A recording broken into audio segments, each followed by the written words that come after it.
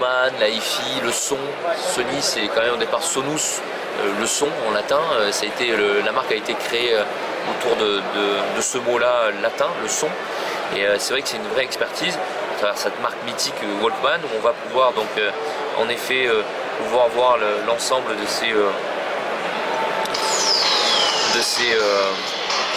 ces albums, de ces titres. On va pouvoir dans lesquels on va pouvoir naviguer très simplement, comme ça, avec un principe de pochette, que l'on va pouvoir d'ailleurs, si on a des MP3 qui sont correctement nommés, on fait une synchronisation, il va télécharger sur une base de données qui s'appelle Grace Note, on va télécharger les jaquettes qui correspondent, donc c'est plutôt sympa. Et ensuite, bon, pouvoir, pourquoi pas aussi aller streamer de la musique, là pour le coup c'est du streaming, Music Unlimited, qui a un catalogue qui fait, selon les pays, de 15 à 18 millions de titres. En France, je crois que ça s'approche des 18 millions de titres, donc on va pouvoir streamer ces playlists, comme on peut le faire avec d'autres services plus connus. Mais on a nous aussi ce service-là maison qu'on va retrouver sur l'ensemble des écrans connectés, voire même d'autres appareils qui ne sont pas des écrans, pour pouvoir consommer de la musique à la demande.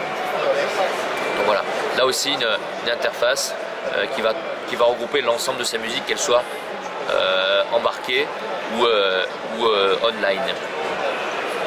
Et enfin le jeu avec PlayStation mobile. Alors là on doit pas être, on n'est pas connecté, donc on va pas accéder au catalogue, mais ce catalogue de jeux qu'on va pouvoir donc exploiter, ce sont les jeux PlayStation qui ont été portés sur Android, donc des jeux plutôt casual que PlayStation a créé à la fois pour le smartphone et la tablette.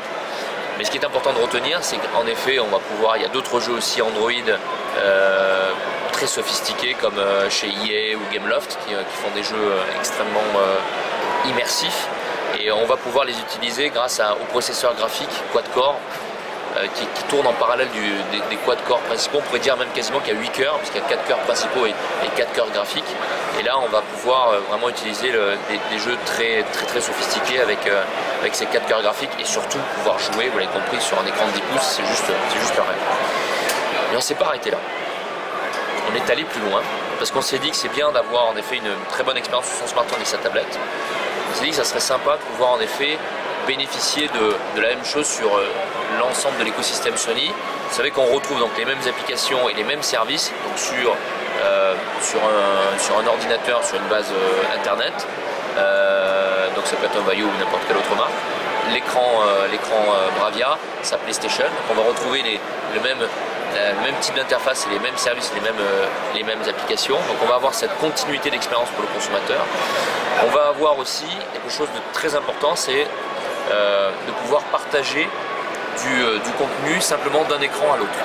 C'est-à-dire qu'on va équiper chacun de nos appareils d'une puce NFC pour pouvoir déclencher des scénarios de partage de manière très simple.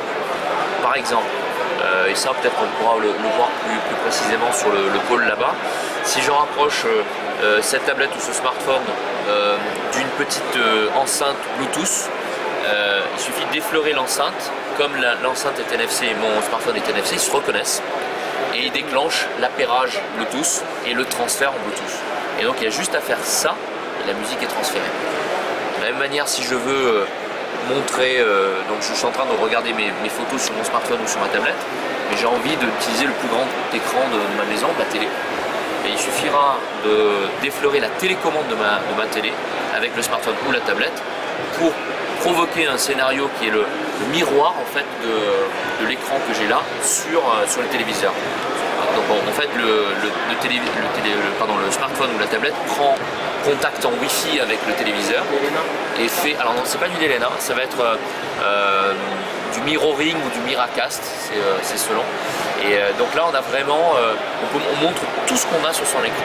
Donc le Delena était limité aux images, enfin aux photos, vidéos et à la musique. Voilà. Là on fait tout, vous voulez montrer du Facebook, vous voulez montrer une page HTML, vous pouvez tout montrer. Une présentation de la truc de 50 personnes, on va passer le territoire, qui se projette sur un écran.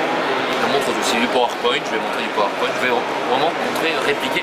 La démonstration est là-bas, elle est assez bluffante. Donc on rapproche la télécommande du smartphone et on attend quelques secondes et ça y est, le transfert est fait. Et quand on fait bouger les choses ici, ça bouge en direct sur le téléviseur.